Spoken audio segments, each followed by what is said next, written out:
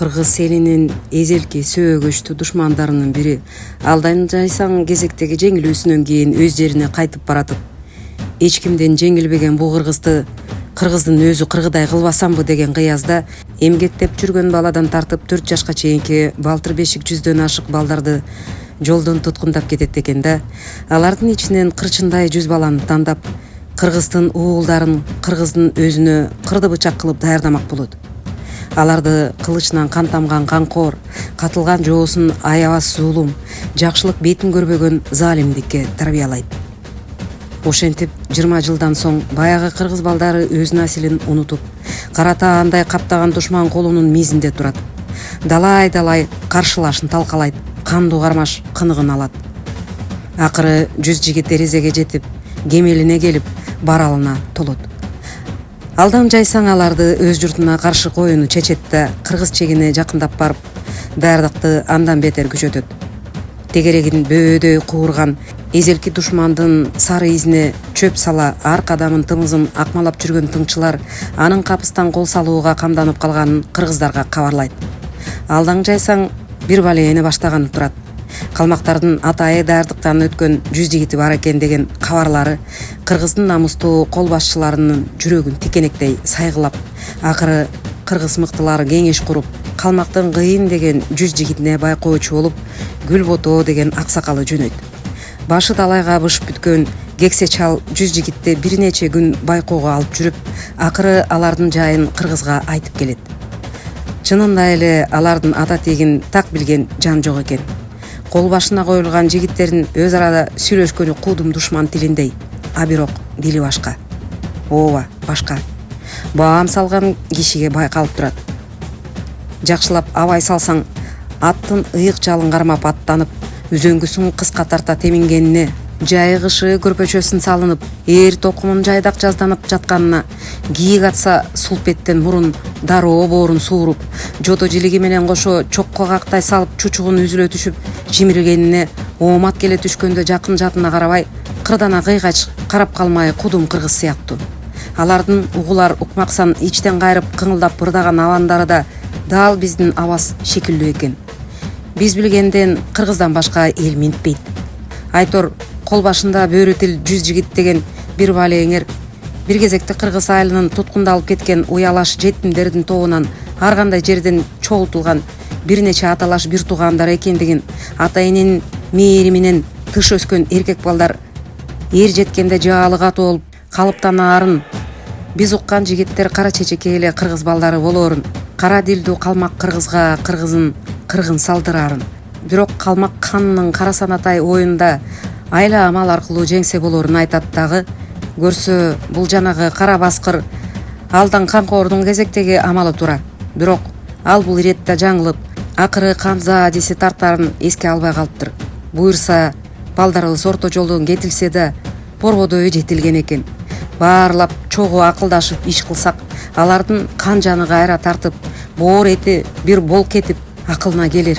Эмесе биз дагы ошого жараша эбин таап, жан айласын кылалы дейт. Аксакалдар жана журттун чыкмалары кеңешип таңашып отуруп, акыры жоо жапырыгына каршы 3 катар тосот коюу чечимине келет. Алдыңкы тосотто алкынган жоону алсыратыш үчүн алдуу күчтүү жигиттер коюлат. Ортоңку тосотто өз жакындарын тааныса, балдарыбыз акылына келер деген кыязда жоо колуна дайын жиксиз байланып кетти делген баягы 100 баланын туушкандары турат. Тоо таянган аркы тосотто ачынган душманга каршы коер тумагы менен, дымагы менен башка куралы жарагы жок. А бирок жалаң жайдаң өнөрү күч ырчы чоорчулар, актамдай акындар менен манысчылар, өңчөй ыр жандуу кыз келиндер жайгашат. Ошентип келе турган жоо камы бүтүлүп, эзелки душман жапырыгы 3 тосоттон күтүлөт. Күтүлгөн жоо күргүчтөп кирип келет. Жалаңдаган бөрү тил душман колунун мизиндеги 100 жигит эч нерсеге карабай, алды артынан чыккандын баарын жоогун кырып жоюп, кериге уугун талкалап келет дейт. Алдыңкы тосоттогу кыргыз жоокерлерин көзгө илбей жиреген жигиттер как ортодон жара өтүп, айыл ичин аралай чаап, ортоңку тосотто турган тууган тушкандарын деле ылгабай, заматта кызыл кыргын кандуу булоон салып жиберет. Анан арткы тосот тараптан адегенде доолбастар кагылып, керней сурнай тартылат, комуз күүсү чертилет, чоордун үнү коштолот. Улуу тоону жаңырта, керме тоону керилте, манасчылар көпүлдөп, жедеп да сыккан кошокчу аялдар жүлүндү эзе кошокторун созуп, бир убакта жоогулуна туткунду алып кеткен балдардын ысымдарын кайталап айтып кошот зыркырап. Ага улай келин-кесектин бекбеки, шырылдаң, керме тоо баштаган салттуу ырлары созулат, күүлөр күүгө коштолот. Айтор журттун койну бака-шака, күрүү күүгө толот. Чоор үнү зыркырап, муңду комуздун күүсү беш кайрыла боздойт.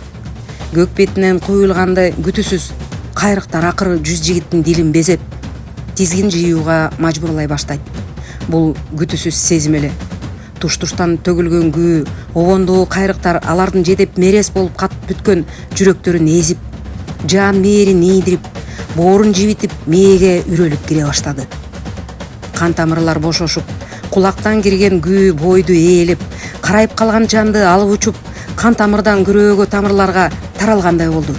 Ооба, түйүлгөн муштум өзүнөн өзү жазылып, жалаңдаган кылыч кынына кирип, түпөктүү найзалар көккө сунулуп калды. Карайган адам дили жибип, наслини өздүгүнө имерилди чиркин ошондо. Жүз жигит бири-бирин жалт карап, чабуулун дароо токтото эс мас. Ар бирин жан дүйнөсүнө бала чактан эне сүтү менен кошо бүтүп, кан жанына сиңип калган тааныш күү, тааныш добуш, тааныш үн, тааныш ырлар. Бара-бара алардын эсине бала чактары, ата-энелери, бир туугандары, тери тең туштары, алардын кыял жоруктары элестейт. Алар акылдан алган, азапка салган кыйчалыш мезгилдин себептерин акырындык менен аз-аздан түшүнө баштагандай сыягы. Ошентип, кайдан жайдан капилет пайда болгон ушундай бир улуу күч кырчындай жигиттердин ой туюмуна бүлүк салып, аларды артка кайртат. Жөн эле кайтпай, ушундай арам ой менен ушундай жаман жолго түрткөн алдың жайсаңдын колун кыргыз кыраандарына кошулган жүз жигит түгөл кырып салат. Жоо колунан эптеп аман калгандар айылга кайтып келип, көргөн көзүнө ишенбейт. Атургай бул жашоодо көптү көрүп, көзү каныкты деген аксакалдар деле бир ишенсе, бирде ишенбейт. Жүз жигит эми дендаруу. Бир жигит өлгөн энесинин башын кучактаган бойдон боздоп жатат дейт. Бир жигит жара тилинген эмчектен диркиреп аккан канды аймалап, эмчек издеген карындашын кармаган бойдон кан какшап ыйлап турат дейт. Бир жигит акылдан азып кылычы менен жер сабап отурат дейт. Дагы бири. Уламадан уккандар бар чыгар. Бизде жүз жигит деген бир элдик күүнүн тарыхы ушундай. Бул Үмөт Молдонун черткен баянынан жүз жигит өзөгүн таанып, өзгө кошулганына кабардар болуудабыз. Ошентип, калың кол токтото албаган канкор жоону көөнү элдик наркты алып жүргөн өнөрлүү адамдар токтоткон тура. Мына, элдик өнөрдүн чыныгы күчү. Бул да биз үчүн бир улуу сабак. Сүйүнбек Касманбетов, Нарк Куржун.